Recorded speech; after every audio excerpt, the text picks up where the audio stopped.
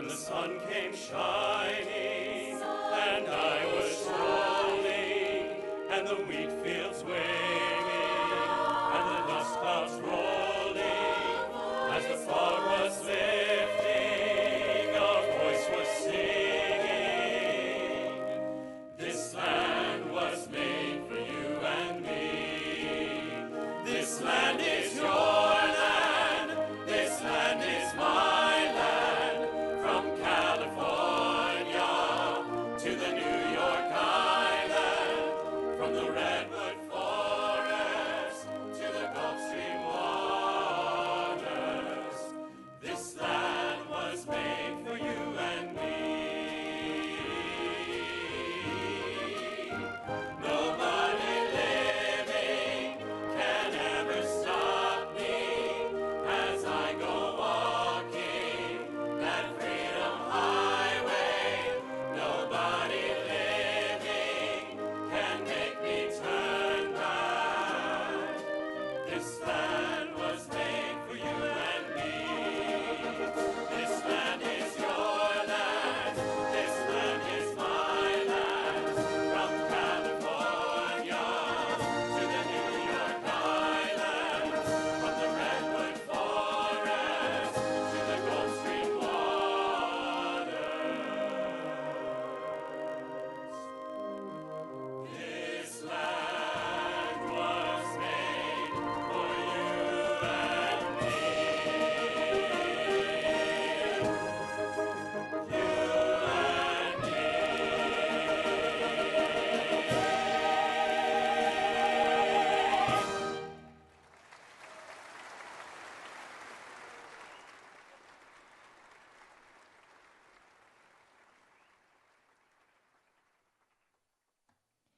Ladies and gentlemen, Vice President J.D. Vance.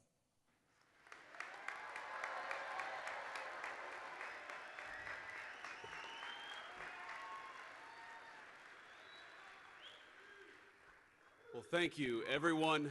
Thank you to that incredible choir and band, and thanks to General Kane and Secretary Hegseth for your powerful words. Thank you, most importantly, for everything that you do for our nation's war fighters and for those who have given their lives to this country. We remember you today, and certainly to our Gold Star families. We're so thrilled and so grateful to have you with us in attendance. This is a sacred place, an eternal resting spot for our nation's sons and daughters.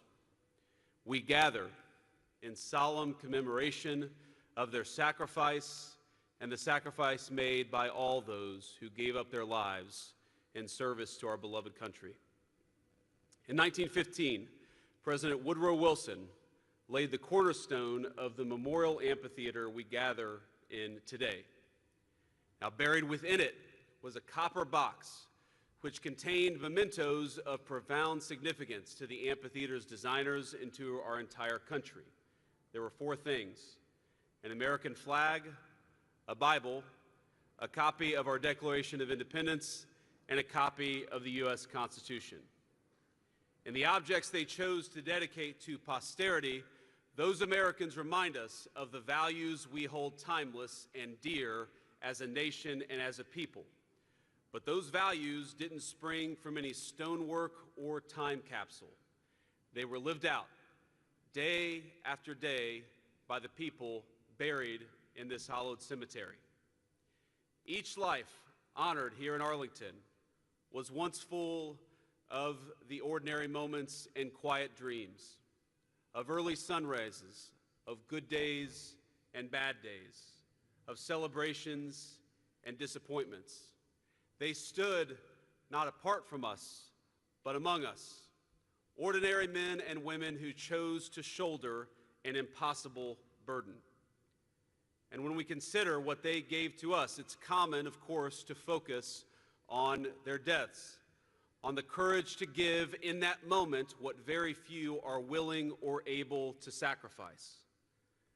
But the real tragedy of the loss is not in a single moment of suffering, as our Gold Star families know well, but in all the future moments they and their families lost. Every moment between their sacrifice on the battlefield and what would have been a natural death. Because we know they sacrificed not just their physical life, they sacrificed the moments that make that life worthwhile. They sacrificed a child's embrace. They sacrificed walking their daughter down the aisle, of seeing their husband or wife after a big promotion, of sharing a meal with the family at Thanksgiving. For my fellow Americans, especially those watching on television, consider the sum of all the moments that make a good life.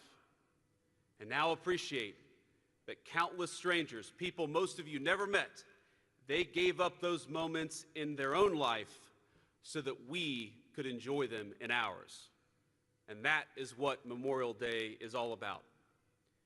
I once heard a Marine Corps colonel that I served with, he said this in 2005, not long after a very tough deployment to Iraq. He said this about his fallen men, that they were the best looking, they were the kindest, they were the smartest, they were the most devoted. They were the very best of us. To them, we owe everything. And today, in the peace they bequeathed us, we honor them. As the Book of Wisdom tells us, but the righteous one, though he die early, shall be at rest. For the age that is honorable comes not with the passing of time, nor can it be measured in terms of years.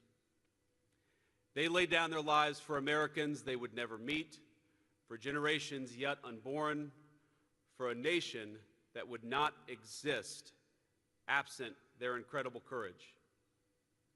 Now, we know their families in particular have given so much. And in particular, I want to speak to the Gold Star families, to the families who have lost a son, a daughter, a husband, or a wife, to every child here who misses your dad or your mom. Know that your loved one to us is a hero.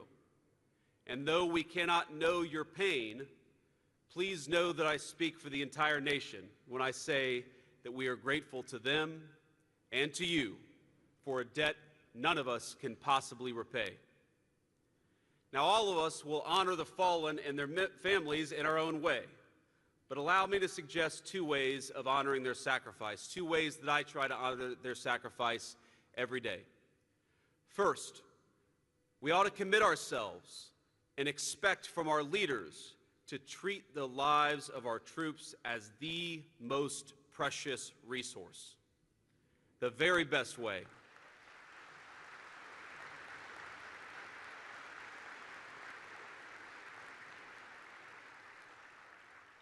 The very best way to honor the fallen is to only ask the next generation to make the ultimate sacrifice when they absolutely must. We must be cautious in sending our people to war. The second way that I try to honor the fallen is to commit ourselves to being worthy of their sacrifice. If you're a husband, be the best husband you can be. If you're a mom, be the best mom that you can be. If you're a citizen, be the very best citizen that you can be. Because together, let us build a better country, a more perfect union, and strive to be the kind of nation worthy of the sacrifice of the people that we honor today. On this Memorial Day, let us remember that we have been given a great gift, often by people none of us ever met. Let us cherish that gift and make ourselves worthy of it. May God bless those who gave that gift, and may He bless the country they sacrificed for. Thank you.